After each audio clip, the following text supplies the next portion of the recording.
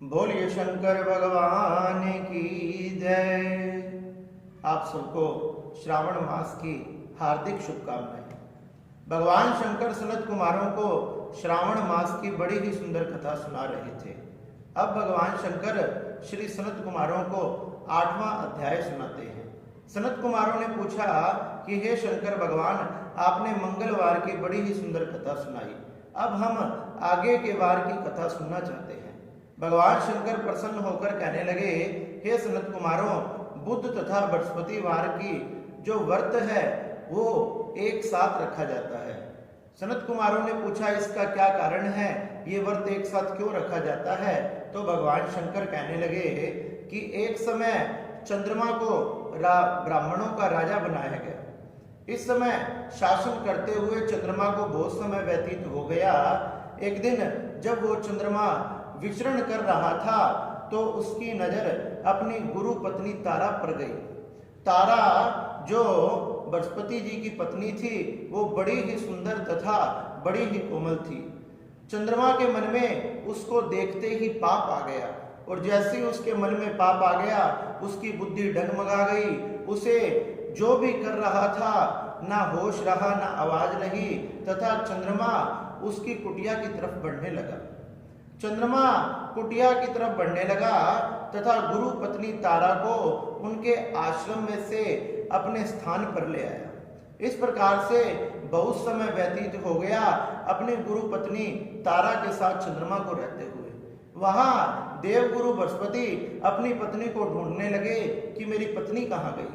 चारों तरफ उन्होंने अपनी पत्नी को ढूंढा। जब बहुत समय व्यतीत हो गया तो चंद्रमा के द्वारा तारा को एक पुत्र की प्राप्ति हुई, जो पुत्र बड़ा ही सुंदर तथा गुणवान तथा बुद्धिशाली था, जिसका नाम बुध रखा गया।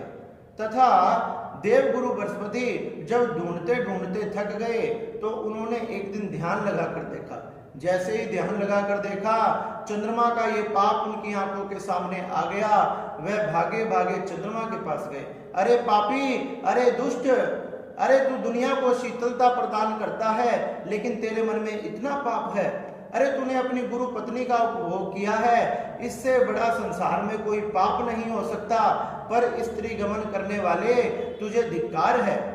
तू अभी भी अपने पापों का प्रायश्चित कर ले, तेरे सारे पाप मैं नष्ट कर दूंगा और मुझे मेरी पत्नी को लौटा दे।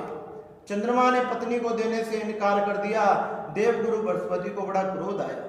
वह भागकर इंद्र के पास गए, इंद्र सभा में गए और इंद्र से कहने लगे, अरे इंद्र, अरे दुष्ट, तेरे राज्य में क्या हो रहा है, तुझे इसकी खबर नहीं है? राजा इंद्र सिंहासन से खड़े हो गए तथा कहने लगे, हे गुरुदेव, क्या हुआ? कहने लगे, दुष्ट चंद्रमा ने मेरी पत्नी का गमन किया है तथा जब मैं अपनी पत्नी की याचिका करने उसके पास गया कि मुझे मेरी पत्नी लौटाओ तो उसने लौटाने से मना कर दिया। इंद्र, मेरी बात को ध्यान से सुन ले। अगर एक राजा की प्रजा पाप करती है तो उस पाप को राजा ने भी भोगना पड़ता है। ये राज्य के शास्त्र में लिखा है और तुम्हें ये अच्छे से मालूम है। तुम अभी चंद्र को बुलाओ और उसे आज्ञा दो। इंद्र इन बातों से भयभीत हो गया। उसने चंद्रमा को बुलाया और क्रोध से आज्ञा दी कि हे चंद्रमा, बृहस्पति की पत्नी वापस लौटाओ। चंद्रमा ने कहा कि मैं पत्नी तो लौटा दूंगा लेकिन इसके द्वारा जो पुत्र पैदा हुआ है उसे मैं नहीं दूंगा, उस पुत्र को मैं रखूंगा।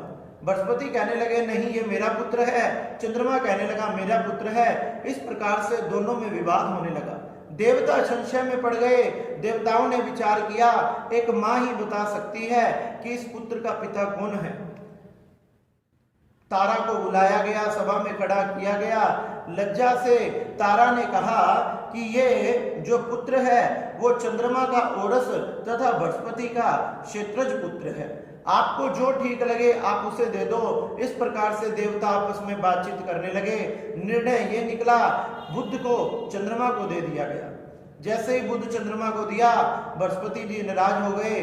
देवता कहने लगे, तुम चिंता मत करो, हम तुम्हें वरदान देते हैं। ये आपका जो ये पुत्र है बड़ा गुणवान होगा, यह बुध ग्रह के नाम से प्रसिद्ध होगा। जो इसकी सेवा करेगा, जो इसकी पूजा करेगा, जो इसका ध्यान करेगा, वो हे बृहस्पति भगवान आपकी तरह अत्यंत बुद्धिशाली होगा, बड़ा निपुण होगा तथा श्रावण मास में जो बुधवार तथा बृहस्पतिवार दोनों को मिलाकर जो व्रत धारण करेगा उसे अटल सौभाग्य की प्राप्ति होगी। इस प्रकार से देवताओं ने नाना प्रकार के वरदान दिए तथा कहा बुध तथा बृहस्पतिवार का व्रत एक साथ करना चाहिए। इस प्रकार से कहा गया कि बुध भगवान तथा बृहस्पति भगवान का चित्र बनाए, अगर बाजार से कोई सुंदर चित्र मिल जाए तो उसे ले आए, उनकी नाना प्रकार से पूजा करें, षोडश उपचार से पूजन करें, उन पर फल आदि समर्पित करें।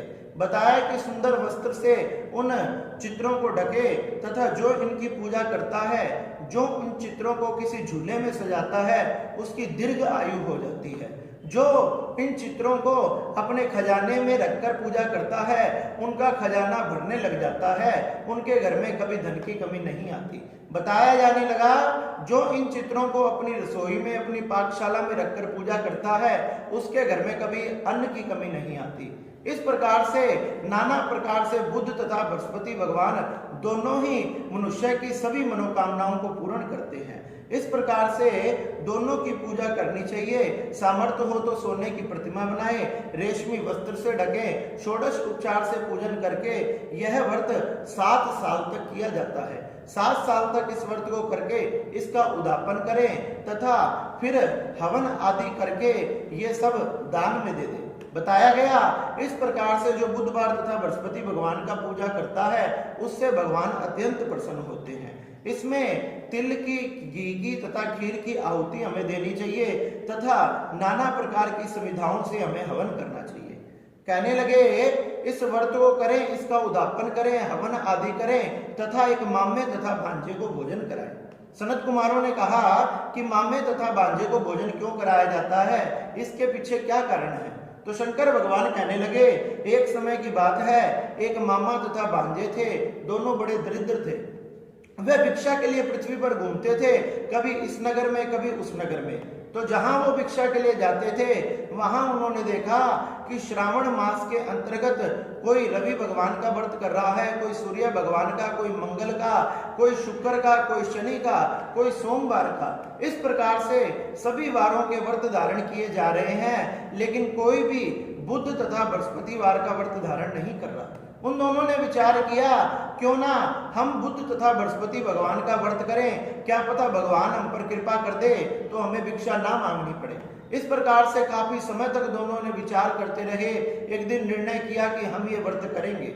जैसे निर्णय कर रात में सोए, सोते सोते विचार करने लगे कि हमें इसकी विधि तो पता नहीं, हम कैसे व्रत करेंगे। अरे परमात्मा उनकी इस बात से प्रसन्न हो गया। परमात्मा ने सपन में उनको आभास कराया, संपूर्ण विधि बताई, पूजा पाठ बताई तथा मामा और भांजे ने सुबह उठकर स्नान किया तथा स्नान करके संपूर्ण विधि से बुध तथा बृहस्पति भगवान का व्रत किया। नाना प्रकार से पूजा की तथा नाना प्रकार से पुष्प फल आदि समर्पित किए तथा 7 साल तक इस व्रत को करके उसका उद्यापन किया। देखते ही देखते उनके तो धनदान की वृद्धि होने लगी तथा उस धनदान से वह व्यापार करने लगे। व्यापार से उनका विवाह हो गया और विवाह होने के बाद उनके पुत्र तथा पौत्र आदि हो गए। इस प्रकार बुध तथा बृहस्पति भगवान का व्रत करने से उनके पास किसी चीज की कमी नहीं रही। बुध भगवान तथा बृहस्पति भगवान ऐसे ही हैं जो इनकी धारणा करता है, जो इनका नाम लेता है और श्रावण मास में जो इनका व्रत करता है उनके यहाँ किसी भी प्रकार की कोई भी कमी नहीं आती। इस प्रकार से शंकर भगवान ने श्री सनत कुमारों को ये बुध तथा बृहस्पतिवार के व्रत के बारे में बताया। कहने लगे हे सनत कुमार, ये व्रत बड़ा चमत्कारी है, ये अन्न धन की वर्षा करने वाला तथा सब प्रकार के पापों को नष्ट करने वाला है। चंद्रमा ने भी इस व्रत को धारण किया और धारण करते ही जो इतना बड़ा पाप का कलंक उसके लगा था वह पाप का कलंक धुल गया।